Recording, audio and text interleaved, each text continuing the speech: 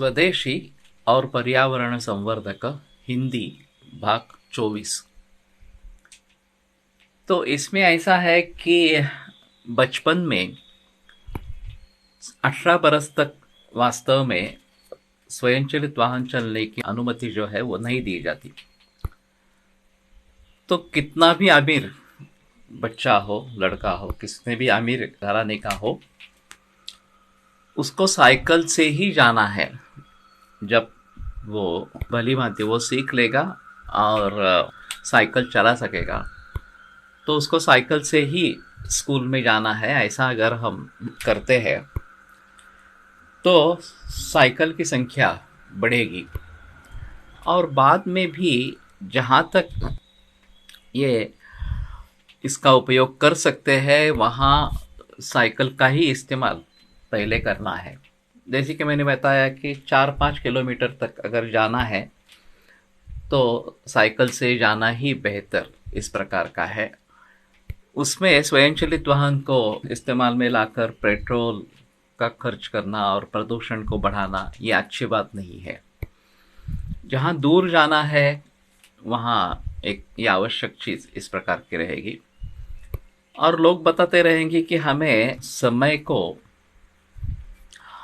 ध्यान में लेना है और समय बचाना है और इसलिए इसकी सहायता हम ले रहे हैं।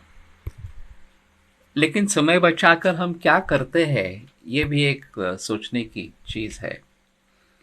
अगर समय बचाकर हम उस समय का इस्तेमाल कुछ अच्छे चीज़ों में करते हैं तो ठीक है, लेकिन समय बचाकर अगर आलस्य के अधीन हो जाते हैं तो उसका कोई मतलब नहीं है, हमारे लिए और मुसीबत पैदा कर देती है।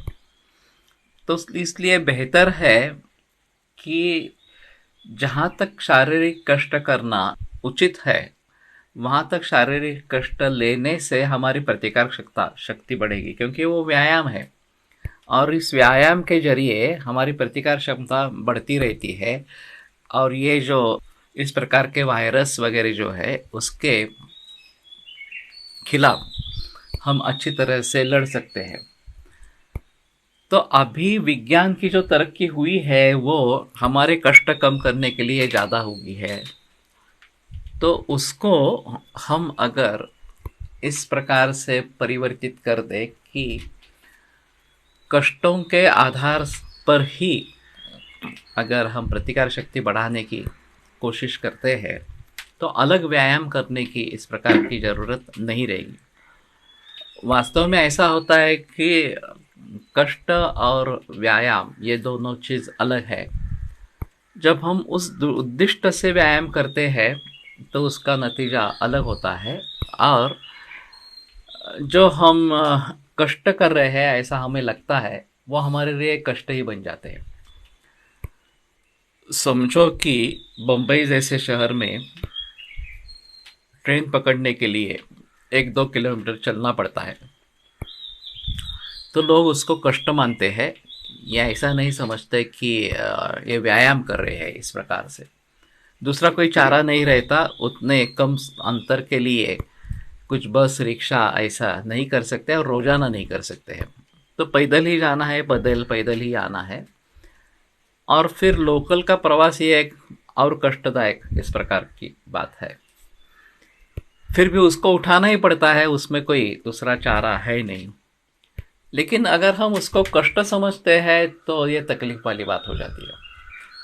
अगर हम समझते हैं कि हम व्यायाम कर रहे हैं और ये मेरे लिए आवश्यक इस प्रकार के लिए है, इस प्रकार का है, और आते जाते वक्त अगर हम कुछ स्तोत्र पठन करें या फिर कुछ गाने वगैरह ऐसे कहे तो इन कष्टों का बोझ हमें नहीं रहेगा। वैसे भी चलते रहना ही है, ऐसा है। मोबाइल के ऊपर बात करते हुए जाने से बेहतर है हम कुछ अपने आप को किसी अच्छे चीज़ में एंगेज करें तो इस कष्ट की अनुभूति हमें नहीं होगी। तो कहने का मतलब ये है कि हमें ही सोचना है कि हम किसको व्यायाम में परिवर्तित कर सकते हैं और व्यायाम नियमित रूप से उससे होता रहे तो ये बेहतर चीज़ है।